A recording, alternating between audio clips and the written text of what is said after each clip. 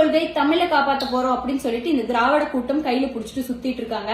அந்த காலத்துல தமிழை வளர்த்தறதுக்காக, அதாவது தமிழையும் ஆன்மீகத்தையும் சேர்த்து வளர்த்துனாங்க. ஆன்மீகத்தை மூலியமா தமிழை வளர்த்துனாங்க. திருப்புகழ், திருவாசகம் போன்ற நூல்கள் எல்லாம் எழுதி மக்கள் கிட்ட கொண்டு போய் சேர்த்துனாங்க.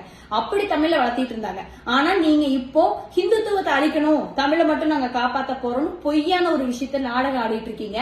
ஏன்னா தமிழையும் ஆன்மீகத்தையும் எந்த காலத்திலயும் பிரிக்க முடியாது. தமிழை வளர்த்தணும்னா ஆன்மீகம் வேணும் அப்படிங்கறத நம்ம திராவிட அரசாங்கத்துக்கு புரிய வைக்கணும். அதே மாதிரி உங்க வீட்டு குழந்தை எல்லாம் 3 மொழி 4 மொழி படிக்கலாம். நீங்க நடத்துற பள்ளிக்கூடத்துல 3 மொழி 4 மொழி சொல்லிக் கொடுக்கலாம். அந்த ஸ்கூல்ல எல்லாம் ஆங்கிலம் தான் பேசணும், தமிழ் பேசக்கூடாது அப்படிங்கிற மாதிரியான சட்டங்கள் எல்லாம் நீங்க கொண்டு வரலாம்.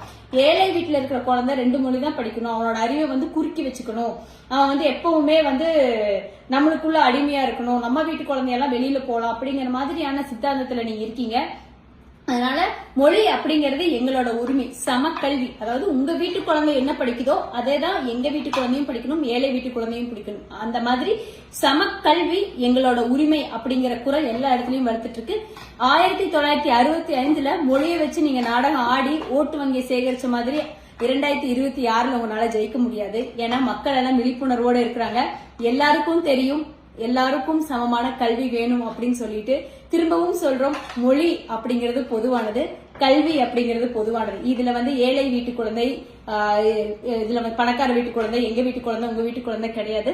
சமமான கல்வி, சமமான சமூக வளர்ச்சி அப்படிங்கறத எப்பவும் ஞாபகம் வச்சுக்கலாம். அதே மாதிரி மக்களே இது எப்பவும் உறக்க சொல்லுங்க, சமக்கல்வி எங்களோட உரிமை அப்படிங்கறது. நன்றி.